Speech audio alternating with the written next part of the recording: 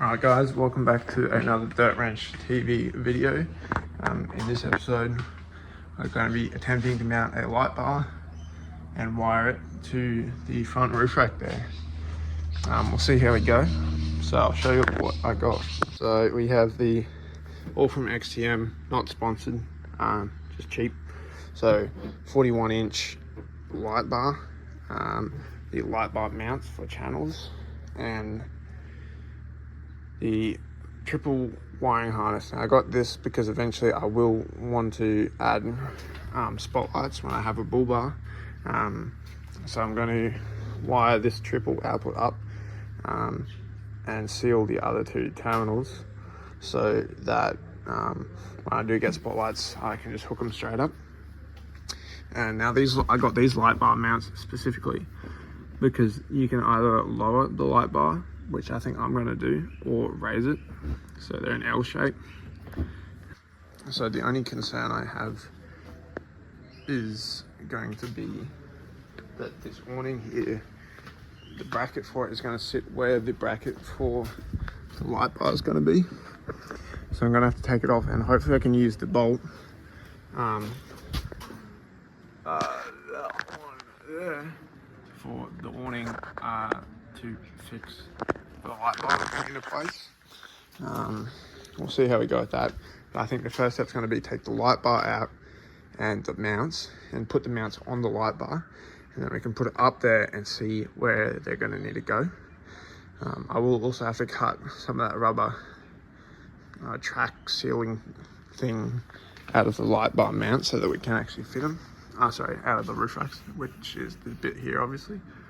Yeah, let's go straight into it. So here's what you get. We've got the light bar, some bolts, some brackets. I'm not going to use it. They give you this piece of wire if you want to wire it in yourself, and that all comes with the light bar. This is pretty sad, to be honest, but whatever. And then for the mounting kit, you get two brackets, which are actually quite a bit bigger than I thought. The rubber feet for putting it on the roof rack, and the bolts required. So what I'm going to go ahead and do now is chuck those mounts onto this light bar, and that's just going to be so we can see where they need to go on the roof rack. So let's get into it.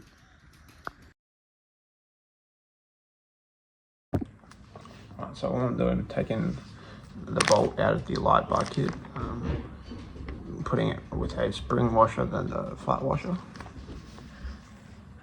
and going through the mount like so, and then just screwing it into the hole on the light bar. It is very tight for some reason. I think possibly they've powder coated inside the hole, and then it's just, screwed the thread a bit. That's all right. So yeah, and I'm just going to do all four, which I'll do in a time lapse because they're all the same, and I'll show you what it looks like at the end.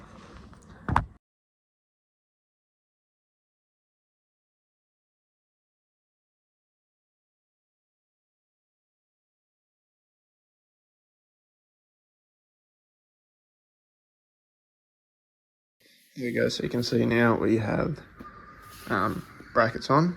So I'm gonna grab it, take it over to the car,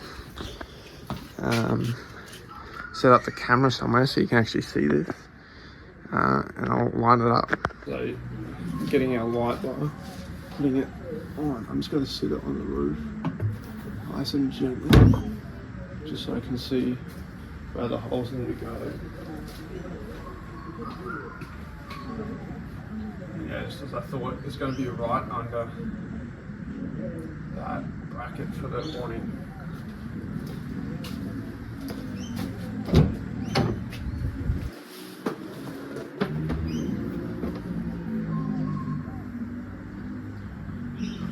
So what I'm going to do is loosen the brackets, the bolts for the awning, and hopefully I can get them. I'll take the one off, which I think it's going to be easy just to take them both off and slip it underneath, and bolt them back down, hopefully without bending the other bracket, as it will be taking all the load of the awning. So I'll get in there with the Allen key and loosen them and see what happens.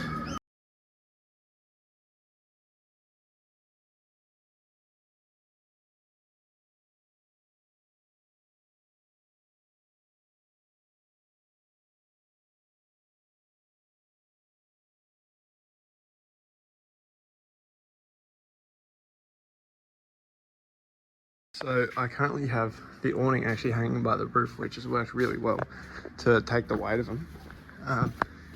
And so I'll jump up here and try and film this. I don't know if you can see it there, but there's the two lock nuts in the roof rack that have come off of the awning. I've just positioned it, that this last one here was previously here, but I've just positioned them so that I can use them, and hopefully the bolts will be long enough that I can bolt the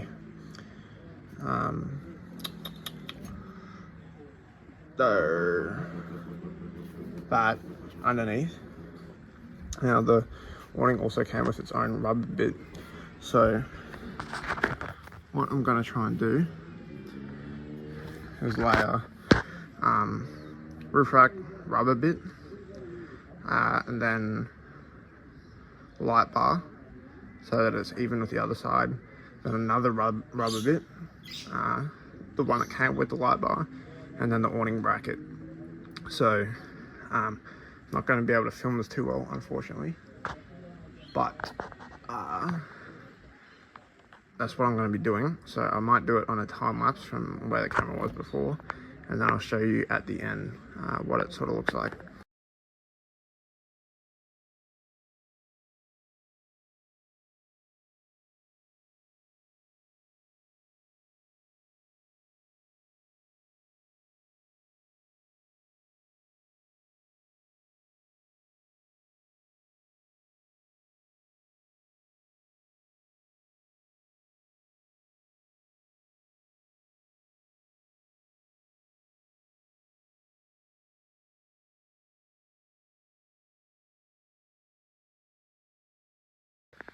It did take me forever. I had to take the bracket off the light bar, but now we have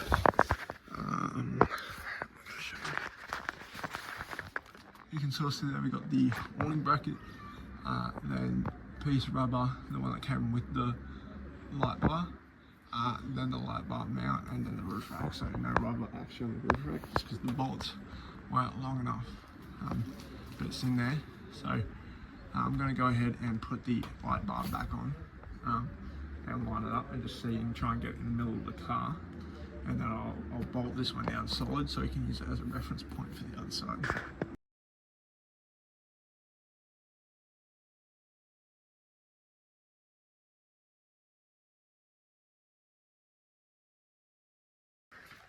So there we go. It's not sitting properly because this side isn't on, but you can already tell it'll obviously need to come to the right quite a bit, and then it should be pretty much in the center. So I'll just go ahead and shift it a little bit and we'll see if we can do it while holding the camera. Let's see if that's looking a little bit better. I think it still needs to come just a little bit more. I wonder.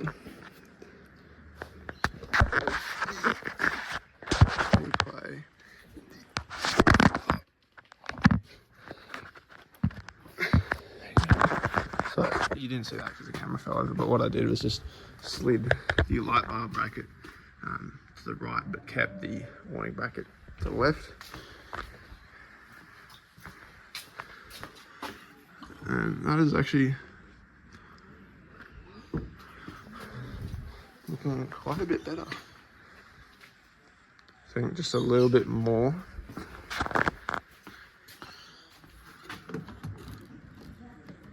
Maybe to there sort of thing.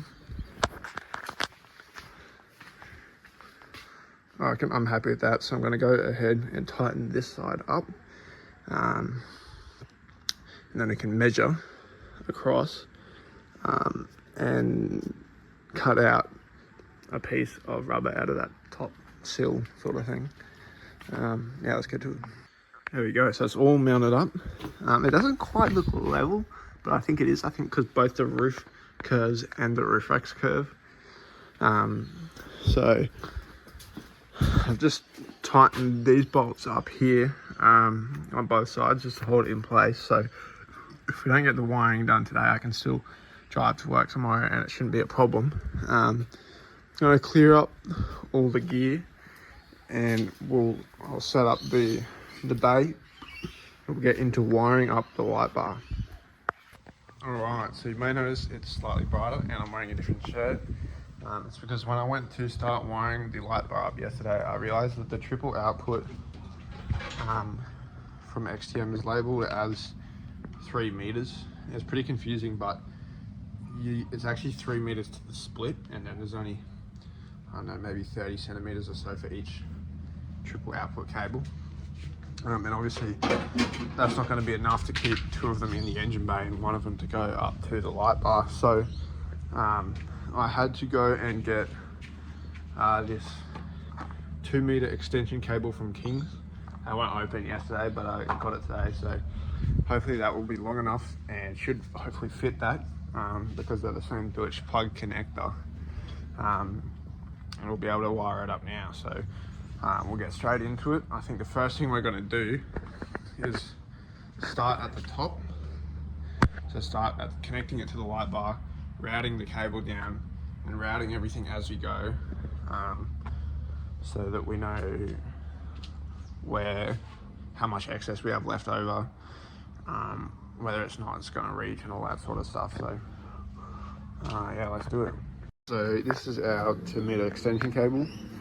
Obviously it's got a female end and a male end, and I'm going to be getting the male end and plugging it in to this little connector here, which is on the left side of the light bar. But I'm actually going to go in under the roof rack here. I'm trying to do this while holding the camera, so I apologize for the bad angle. Get it under the connector and hopefully it can plug in. I don't know how this is supposed to work because there's not much room between the socket and the bracket. So I think I'm going to tilt the light bar all the way up, slot the connector in, and then hopefully it can tilt it down again.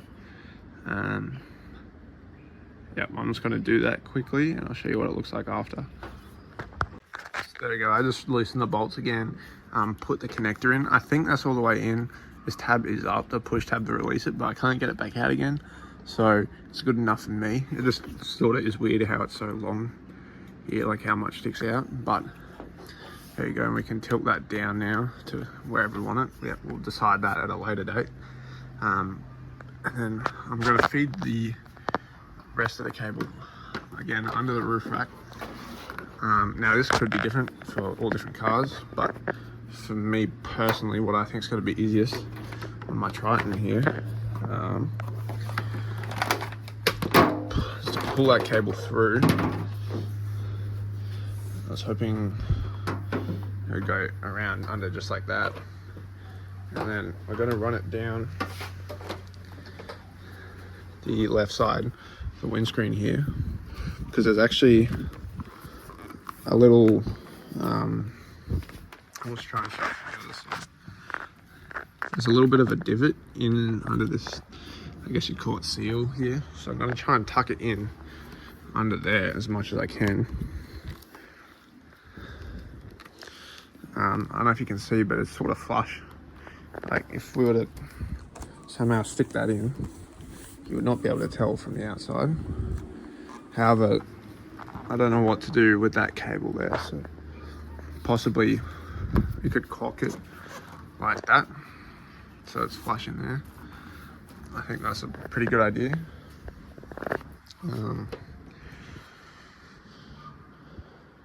Yeah, and then obviously I'm going to run this down into the engine bay. I'm I'm just going to tuck it under here and try and get it under that sort of corner there. If we can.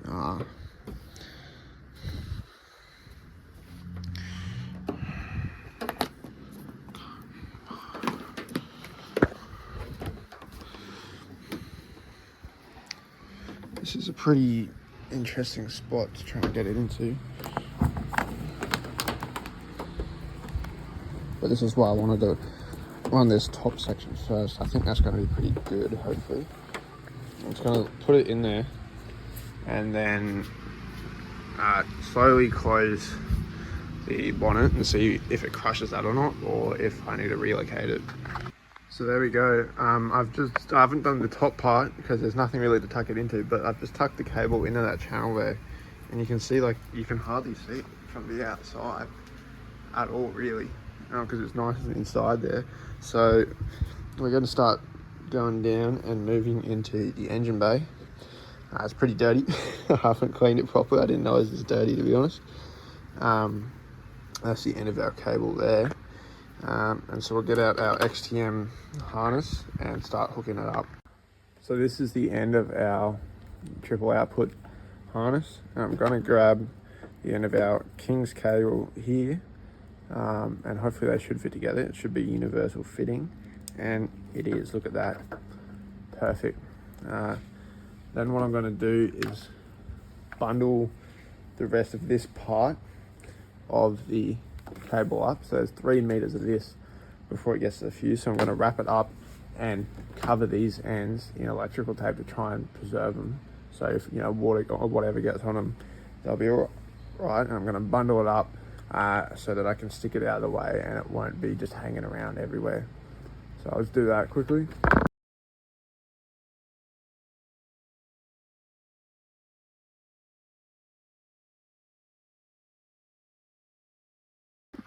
There we go. So you can see I've just roughly bundled these up, and we've got our fuse right here, because most of all our cable work's going to be right here. We've got the light bar coming down from there. We've got the battery here, which we'll need to put terminals on, but I'll do them last. We got the fuse, which I think I'll mount down in here, and then the only part that needs to go over there is the piggyback adapter for the high beam, and possibly the switch, which I'll route through the firewall or just mount in the engine bay, because I don't think I'll ever need to turn off the light bar for high beam. But yeah, so I'm going to go ahead and tuck this down in here. I'll probably cable tie it in there and mount the fuse with that bolt, which I don't think they supply. On the side there's a little hole there already, so yeah. So I've just found this nut and bolt in the shed, just a spare bolt. It's almost perfect size for this hole here, and I'm going to go ahead just try and tuck this all down in there. There's a lot of space down there.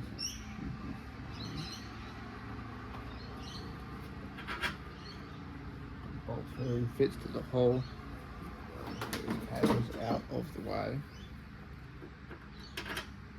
Actually, what I'll do is put the bolt through.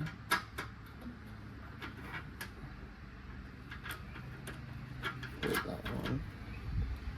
And I can put the nut on. I'm not using any washers because the nut and bolt are just big enough. And I don't know if I have any that fit that, so now I can hold the bolt from behind without having to try and hold the nut. Probably not the best way to do it, but that's the way I'm going to do it.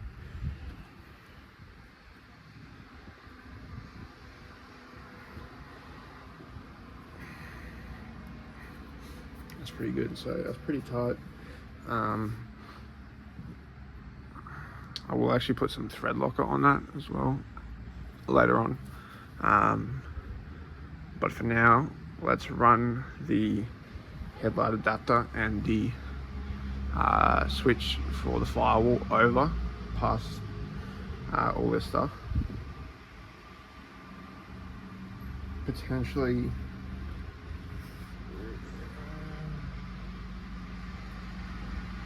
I don't know how much.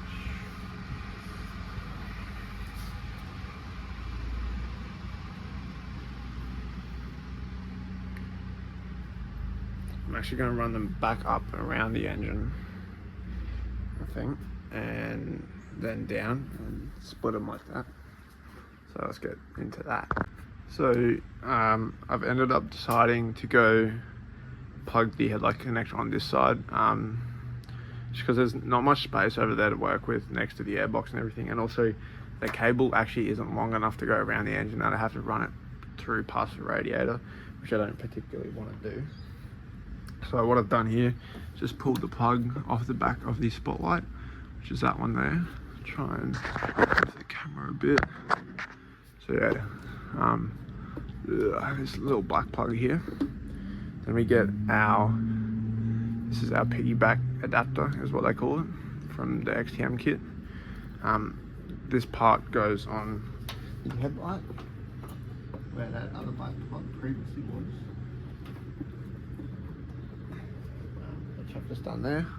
Then we get the old plug and plug it onto the adapter. It should go on pretty easy, but just like that. So you can sort of see now we've got the adapter plugged into the headlight, and we've got the old headlight power supply plugged into the adapter. And we get this white plug here, and where'd the cable go? Which goes into the white plug on the harness, which, because it's made together, should go on pretty easy, just like that. So then we can get this cable here from the fuse and tidy it up, route it wherever you want to route it. I'm going to bundle it up and tuck it down in there as well. It's going to be a big, like 6 meters worth of wire down there, but it does fit and it's a good place for it. So yeah.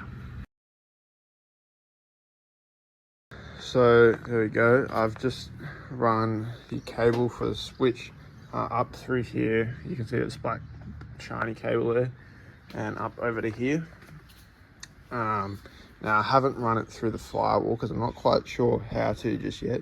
So for the purposes of this video, I've zip tied it just under the bonnet to this little existing wire mount for the map sensor.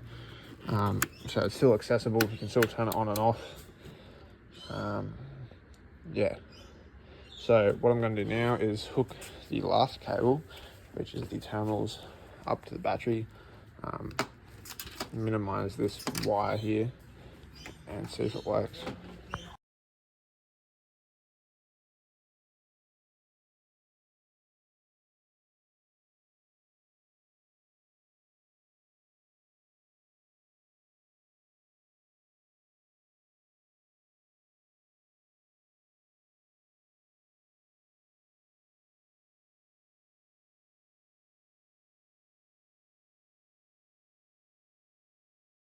There we go, so I've got it hooked up to the negative and the positive.